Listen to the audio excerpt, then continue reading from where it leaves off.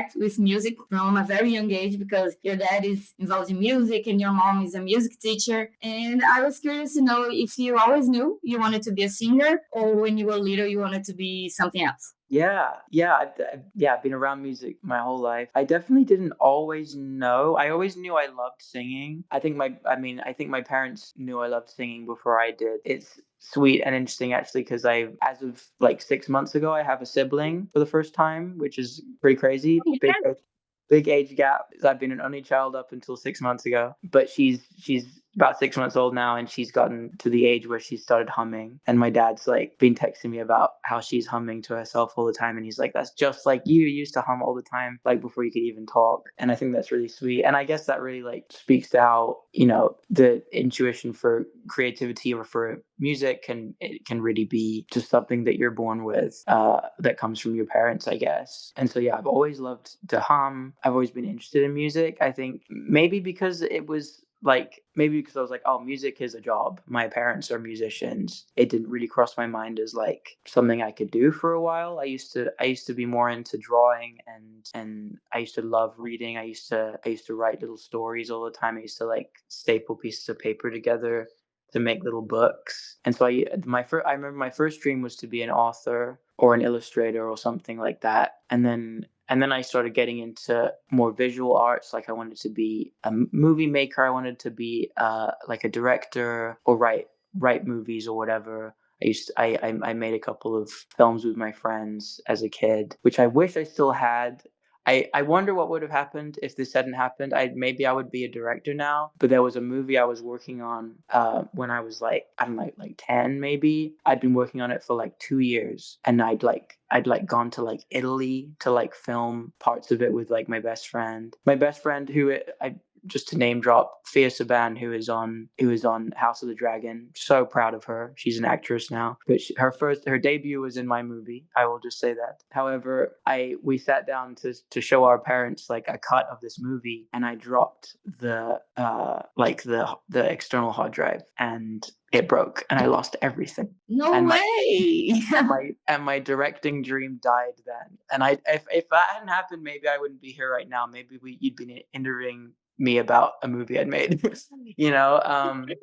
So that's really sad. It was devastating, but maybe I'm thankful for it, for bringing me down this path instead. I think after that, that's where I started to get more into music. Just at first listening to music. I listened to a lot of music as a teenager, a lot of like more punky stuff, more like emo hardcore music, which I guess kind of felt like a bit of a rebellion for me, in a small way, because my parents kind of didn't understand that world. They've always been more in like the classical early music scene, but I liked rock music, and that's what I wanted to listen to. And I started having a dream of being like one of my idols from like Pierce the Veil or like Green Day or like Bring Me the Horizon, and being like one of these cool guys screaming on stage. And yeah, and around that time, I spent a lot of time on the internet. I kind of grew up on Twitter and like Bandcamp and YouTube, and all of my closest friends I really found online, and they were all very creative people too. And so I fell into this community of people who were making YouTube videos, making music on Bandcamp and stuff, and I would just share it with them, and it was just fun. And I think I'm someone that just like, when I like something, I just forget about everything else that I'm supposed to do, and I put all of my eggs in the music basket because I was having a good time with it. And thankfully it really fell into place for me, and I definitely owe it to my manager for finding me at the perfect time so I could really just get going with it after I left school. But also I think having parents who take music seriously is something that you can do as a career, and I think I was really lucky to have been born into that as well. So I feel like it's meant to be. Music was meant to be. Yeah. You talked about listening to punk and rock while growing up, about Pierce the Veil, Bring Me the Horizon. But you make a different type of music, of them, And I was curious, what are some artists that inspired you to make the music that you made? Because you're more in like a indie pop and a little bit of rock now, but what are some artists that inspire you to make that type of music? Yeah, I mean, I think initially I was inspired by my friends that I'd made, and I still am more inspired by my friends than any random person I've never met. I mean, I look up to celebrities in some ways, but I'm more inspired by the people that I know, and I think I always have. And so I was inspired by the people that I'd met through Bandcamp. Like I had a couple of friends on there, but namely Austin Thomas, also known as Spooky Ghost Boy, was one of the first artists that I found on Bandcamp, who later became my guitarist in my band for like 7 years. And he's moved on from the band now. He just got married recently, so I got to be his groomsman, and so that was really special because I feel like he's an artist that just like one of the earliest artists I remember being part of my journey into this career. So that was really wonderful. But yeah, he would make very kind of lo-fi DIY sounding music, and my friends on Bandcamp also introduced me to Alex G, who I really dived into from an early age. I found it really fascinating the way that his production style just sounds like so rough and unpolished and organic in a way, and I found that really inspiring because I think I've always produced my own stuff, and I've always kind of, I guess music production is an area of music that I wasn't really able to like learn from my parents, because classical music and choral music, it's all very like physical, like practical stuff, and less like digital. And so I was very much more like wanting to be a producer in the right way and to make everything sound clean and polished and perfect. And so being able to be inspired by Alex G, or like Elliott Smith is another one that I loved sonically, was like, it doesn't have to sound clean and like polished and pop and perfect to be a good song. And sometimes like the texture of something natural and organic is what makes a song so compelling and so emotional. And like, yeah, I felt inspired by those artists in the early days. I think I definitely wanted to be like in a band. I remember trying to start a band with my friends and realizing that I was too stubborn to work with people in person. So I was like, I'll just do it myself.